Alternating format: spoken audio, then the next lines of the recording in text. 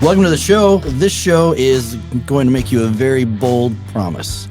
Andy Tanner, our specialist, our rich dad expert, is going to teach you how to be rich using stock investing. It's a big promise, but I have confidence Andy can fulfill this. But let's do the quick little, this is not financial advice.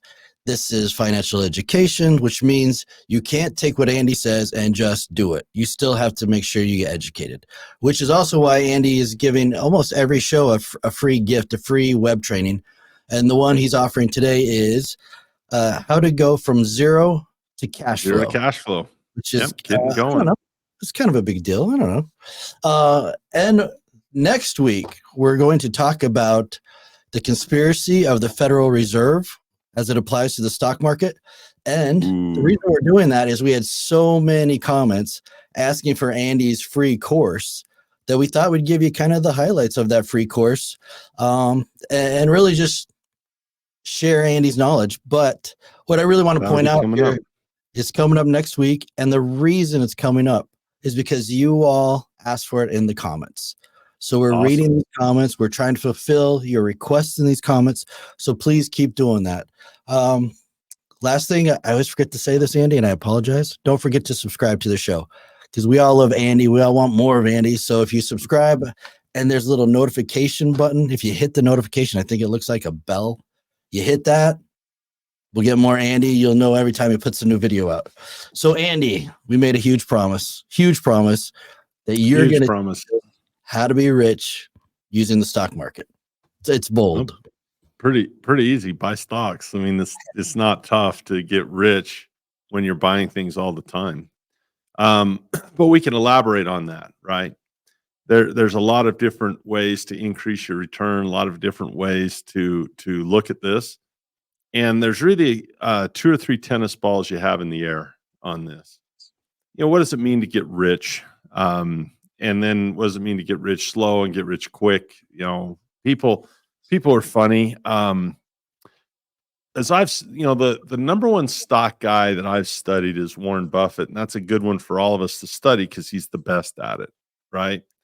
And the biggest thing I've learned, I think, recently over the last, say, 10 years of studying him is as clearly he is brilliant as an investor. His education's off the chart. His grasp of markets and how the world works, between he and Munger, they've got, darn near got 200 years of experience between them. I mean, brilliant.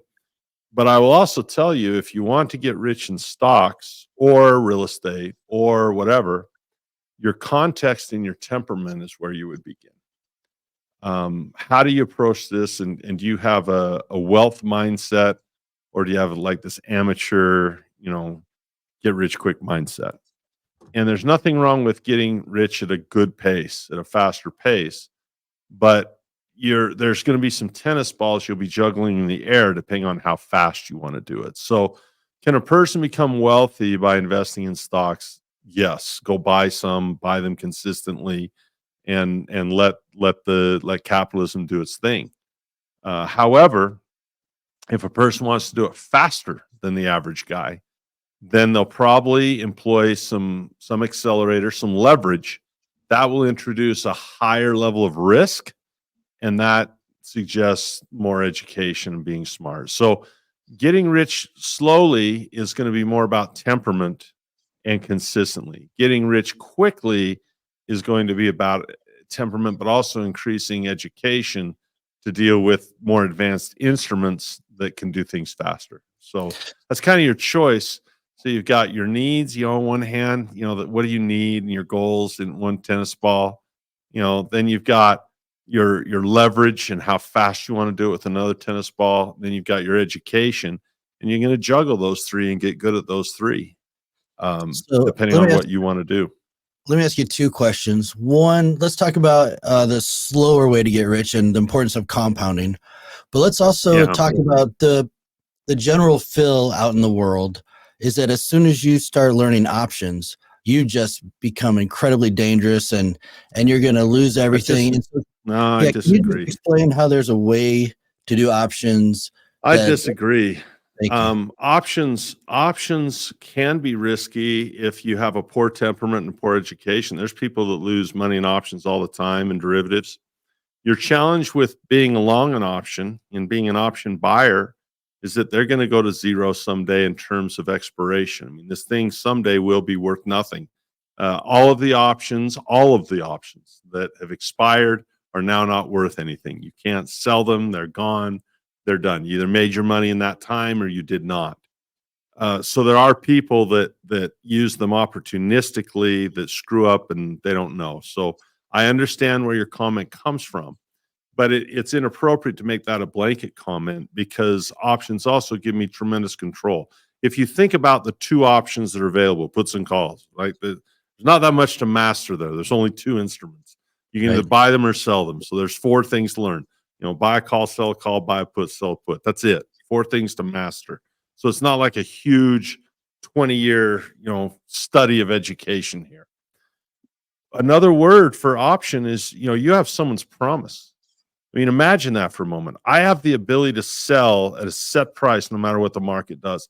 That introduces a level of control that's huge. I have the opportunity to buy no matter what. That introduces an opportunity for control that is absolute, right? That is totally there. So, my friend Corey Halliday, who's one of our lead trainers here, he runs our coaching program. He was what they call a Series 4 option principal, and he worked for a New York based firm for a number of years. And his whole job was to manage the risk, reduce the risk of that firm by using options. He managed hundreds of traders that were trading on the options floor for the company, and he would manage that risk using options. So in his mind and in my mind, this is a risk reducer, not a risk increaser. But again, people could speculate on insurance. Insurance is a wonderful risk reducer. That's why you buy it, is to reduce risk. But if people try to use insurance to get rich, well, they might be using it improperly. So that's not really a rant, but when people say options are too risky, it's just that's ignorant because options reduce risk as much as they can increase it. So options are insurance, but they're also a way to make more money, more cash flow. Yeah, they are, and we can talk a little bit about that. But let's start with this. The first move I would make is the word was enormous. Warren Buffett, as recently as 2023, I don't want to misquote him, but I believe it was in the Berkshire meeting for 2023 where he said 1% is enormous. 1% is enormous. Now, most people think of 1% as minuscule, right? What'd you get? 99 out of 100. I missed 1%. Well, that's the same as 100, right? They look at it that way. Not in compounding, man. Not in compounding. 1% is enormous. So the first thing I would do is I would fire Wall Street immediately. Because they're going to take at least 1% or around that number, if not more, in a 401k fee or an RSP, what RSP or super in Australia, wherever you are in the world. Wall Street needs to be done. They need to be out of a person's life, in my opinion. And I asked our producer, this is a quote I've quoted 1,000 times. I have it pretty much memorized, but this is a really important thing about getting away from Wall Street and having the confidence to take that 1 or 2% back in your own compounding if you want to get rich with stocks. And it was in CFA magazine, and the name of the article is called Living Legends. You got guys like Bogle and Buffett and all these, guys sitting around a table.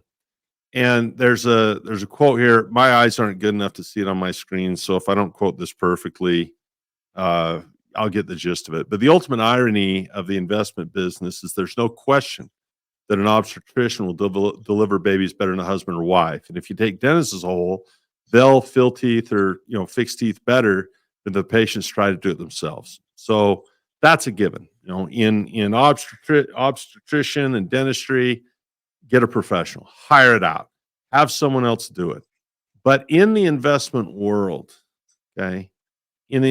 somebody who believes in American business and is consistent and will seek out the lowest way to participate and do that consistently, they will achieve results that exceed those than the investment professionals of the group.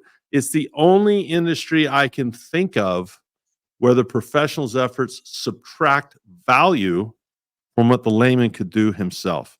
And I think that's pretty close there. I couldn't read it, but hopefully that was in the ballpark. It was like word for word. I think you got 2 words different. It's pretty impressive. I've read that and quoted that 1,000 times. And if you really dissect what he's saying, it takes you down some interesting thought pathways. For example, what does it mean to seek out the lowest way to participate in American business? What is the lowest way you could possibly participate in American business? Like, that means doing the least. So you're involved, but you're not doing hard, you're doing as little as possible. What does that mean? Well, certainly starting your own company is highly participatory, right? If you say tomorrow, you say, I'm going to go into business for myself. That's ultimate participation, where you don't really own your business owns you, right? That's S quadrant stuff. And the business owns you because you got to show up every day. So that's S quadrant. So S quadrant is a high way to participate. Employee. If you participate in American business as an employee, you're hugely participating. So what does it mean to participate in the least degree possible? It means own stocks. That's what it means. You almost do not, well, you do nothing. You buy it and now you're in. It is the lowest way to participate in American business. Look, we did this podcast on, dividend kings, right? Or the S&P 500. If you look at that S&P 500 and you look at all of those companies and the billions and billions of dollars they make, how do you get your share of that? You become a shareholder. It is the lowest way to take advantage of the money that is made in American business. I have dear friends who just hate capitalism. They absolutely hate it.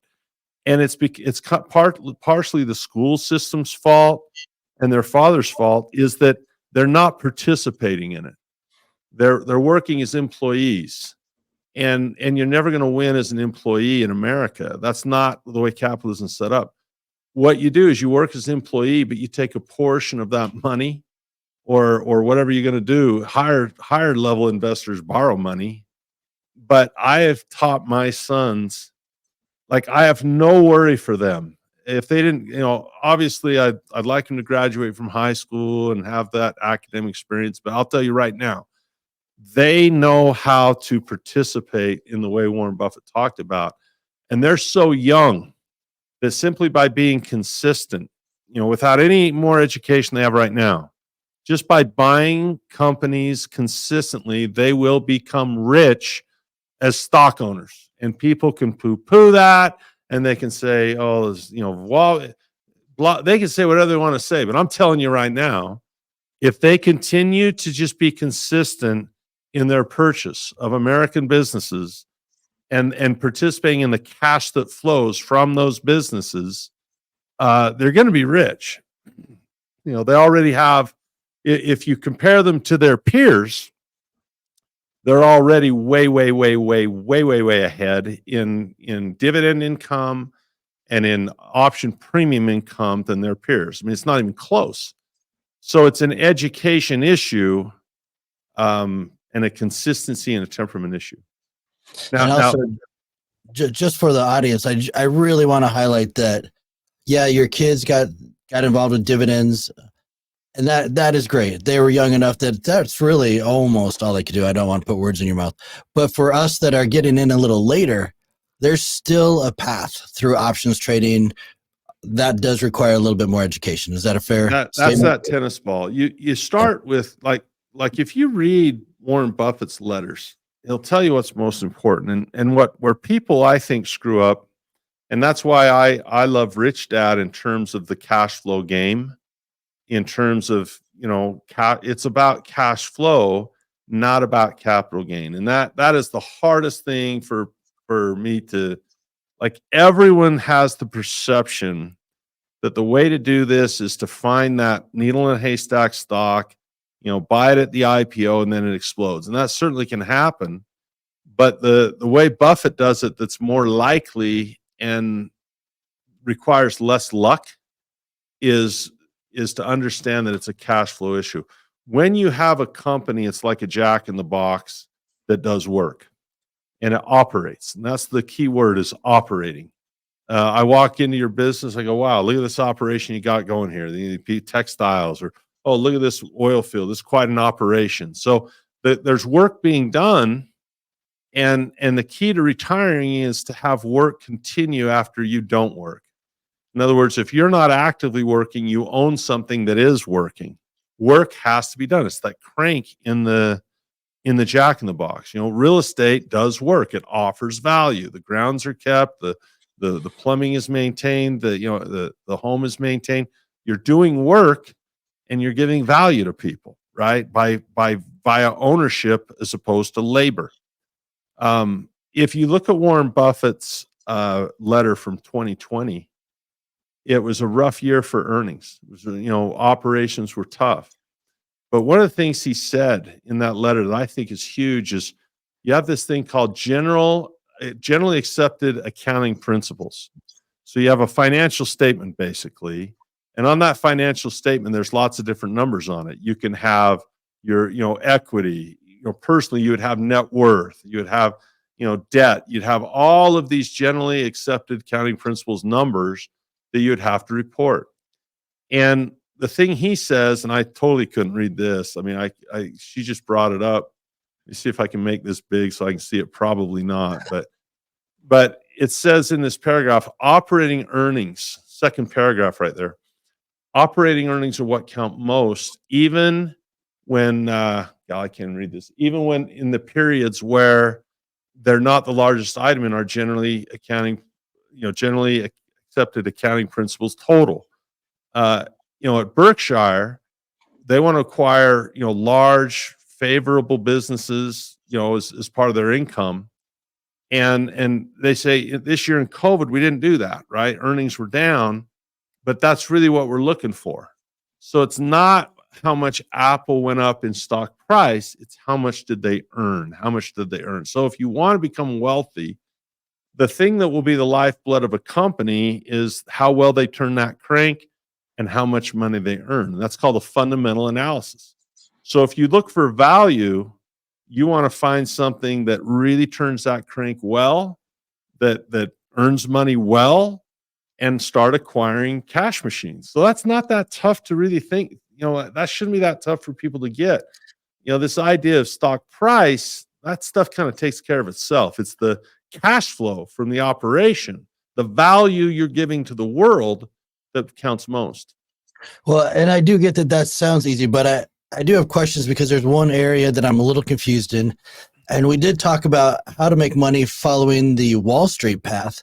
And we talked about how to make money following Warren Buffett path. And so when we get back, I'd really like to explain the differences, because I think being a layman, it's the way you use options. So when we get back, let's teach this audience the two ways. There's a lot to it. Yes. So I would like to simplify that just a bit. All right, and let's do that. That's actually a great delineation. How does Wall Street do it versus how Buffett does it? That's a great one. All right, we'll hit that right when we get back. All right, welcome back. Don't forget to leave a comment, especially how sexy Andy Tanner is looking today. Oh my gosh, that's frightening. One thing we would love to hear, absolutely love to hear, is just one thing you learned on the show. One thing that, listening to Andy, you heard and it kind of struck a chord, and maybe it's something you want Andy to do another show on to get a little deeper into that topic. So please leave a comment. We really do listen. And feel free to listen to these shows again. Robert Kiyosaki is always talking about the value of repetition. And I can tell you, just listening to you, Andy, that I keep coming up with questions. And so, I need to go back and listen to, like I said, hedge fund strategies versus Warren Buffett strategies. But I will admit I'm a little lazy. So can you cover that? Because from what I heard, they both use options, but I think Warren Buffett uses them for profit and hedge funds use them for insurance. Is this right? Did I get that? I think I'd even back out further than that and go big picture even further than that. So, if you look at what Wall Street does, there's this thing called the SPIVA report, S&P versus actively managed index funds, or actively managed funds, rather. Over the last 15 years, 92% of active management has failed to beat the S&P. So when you go with the Wall Street, not only are you going to pay fees, but you get it's exactly what Warren Buffett said. They subtract value because you're paying them fees to do this, and 92% of them can't beat the S&P. Can I So catch on Buffett, right just real yeah, fast? The first yeah, time I met you were on stage and you were doing this amazing presentation. And one of that's the a long things you time ago. said is but one of the things you said is they've done studies and a monkey can take a dart, throw it at a 100%. stock, and do better than Wall You Street. could list a bunch of stocks on a wall and have Bobo the monkey throw darts at it and beat many of these money managers. So Warren Buffett, as I've listened to him, tends to put people in two categories: educated and non-educated. So he'll speak to both groups differently, and so it's really important to understand his context when he's speaking, because what he'll say to one group he would never do personally, right? So if you can learn that and kind of understand that he looks at people as either seriously educated, involved investors or ignorant investors, he'll say things like this: look, buy the S&P, don't pay Wall Street, be consistent, participate in business, off you go. He's a big John Bogle fan because, Bogle just says, look, ride the S&P, take it, be smart with your money, be consistent and compound over the long term. Great. You're going to have ups and downs and, you just stick with it. Great. That's for the non-educated guy. Now, a 401k guy, he's going to pay to do that where he could have done it himself. So that's where that enormous amount of money, we should break it down on a show sometime. It's just that enormous amount of money that is lost in compounding power by paying someone to do it worse than you could do it yourself. That's nuts. The irony is when a person fails to opt out of their 401k or opts in, most people have to opt out. Basically you're promising to buy stocks. You're Right. promising to buy mutual funds. You're promising to buy equity, some combination of equity and debt. You're promising to buy assets. So when you enroll in that program, you've basically made a commitment to take a portion of your paycheck every 2 weeks or every pay period and give it to Wall Street and buy their products. Well, that promise is worth a lot of money. Warren Buffett will actually sell an option and make a promise to buy and get paid. So think about that difference. One guy is paying when he makes that promise to buy stocks. The other guy's getting paid when he makes that promise to buy stocks. The other difference is one guy is going to promise, and they're going to buy stocks even if they're expensive at whatever price they happen to be. That means if you buy, let's say you have $1,000 you're going to put in, and a stock is $100 a share, great, you can buy 10 shares. But later on, if that stock goes to $200 a share, you can only buy 5. So you're buying less asset because you're buying it indiscriminately in price. Well, Buffett would never do that. He says, look, this is the price I would pay for it. This is where I see value. If the price is above that, he keeps his premium and he won't buy it. So he only buys it if it's cheap to his liking. So that's a huge contrast. Think about that. On one hand, in 401k, I'm paying fees for my promise to buy stocks. Buffett will collect fees or premiums for his promise to buy stocks. So that's a total cash flow pattern reversal, money coming in instead of money going out right out of the gate right there. The other thing is Buffett doesn't buy the S&P like Bogle says just buy the S&P. He doesn't do that because he considers himself sophisticated and educated. So look at what he owns. Well, of his stock portfolio, let's just take his stock portfolio because he's got wholly owned companies like Dairy Queen and Geico and Duracell. But let's look at what he has in terms of stocks. Well, half his money's in Apple. Then after that's probably Amex, Kraft Heinz, Coca-Cola, Moody's. Those 5 stocks represent 80% of his money, and none of those stocks are the best stocks in the market. Right. I can find stocks that have outperformed those, hands down, not even close. Are those the best 5 stocks? And they're pretty much household names. Like who hasn't heard of Amex, Kraft Heinz, Coke, Apple, Moody's? his Occidental Petroleum is building. He's building a nice position in that. But these are just basic stocks that anyone like you and I could own. So he's gotten wealthy off not buying the best companies in terms of capital gain.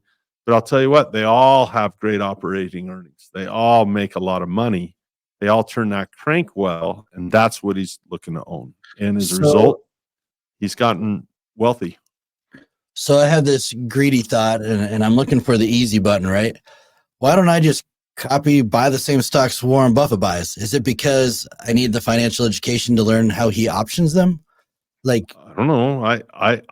I the thing people worry about, like I own a lot of Warren Buffett stuff because I like the companies. There are some differences. For example, he owns Chevron and I own Exxon Mobil for some of my oil and gas because I like the dividend better in Exxon Mobil than I do Chevron. I think it's a better value for me.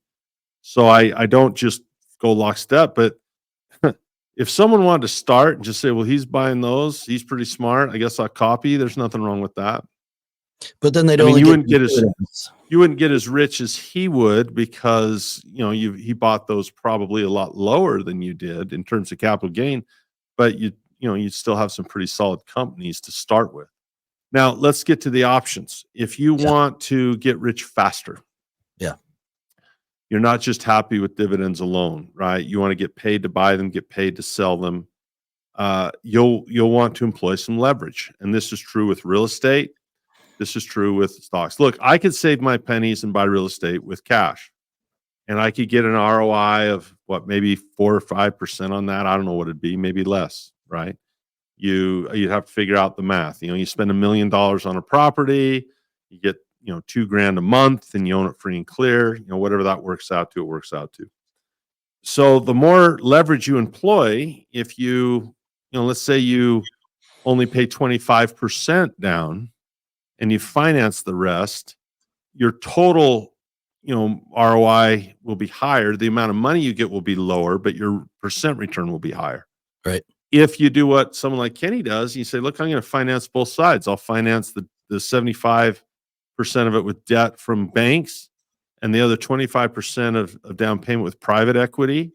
Well, now you have zero investment and you're infinite right there. So that's like the ultimate, insane, awesome thing, and he doesn't have any risk because none of his money's in the deal. Now he does have reputational risk, right? Right. For sure. But he's got none of his money. And if it goes south, he's going, well, sorry guys. So the idea of leverage is your next idea. If you want to get rich with real estate, you're going to learn about real estate and debt instruments, real estate and debt. If you want to get rich fast with stocks, you're going to learn about stocks and options because your options are your lever. And those are, but those derivatives can be aggressive instruments that require, and I will say not suggested, require a significant financial education to exploit those, but it isn't like it can't be done. The beautiful thing about advanced options is every time you go into one of these, you'll have 3 or 4 things. You'll have a defined reward, you'll have a defined risk, and you'll have a defined probability, and then you'll have a defined exit or trade management strategy. You'll have all 4 of those every time you do it. But that requires education to know how to structure those types of deals to accelerate. And I don't have to participate in much of stuff like that because what I tell people is find your wealth plan, find your goals, right? See where you are, what you have, and see what your rate of return has to be. And if your rate of return, let's say you're 60, you want to retire in 2 years, and you got $70,000 in the bank. You'll have to do some life-changing stuff. You might even start a business. You might, go into real estate huge. You might have to do some drastic life-changing stuff, no matter what asset class you choose. So the later on you are in life, the bigger life you want to have, you reverse engineer what it costs to live that way, and you see what your rate of return has to be in terms of growth and in terms of income. I have that cool, calculator on my site that people can learn about and go to.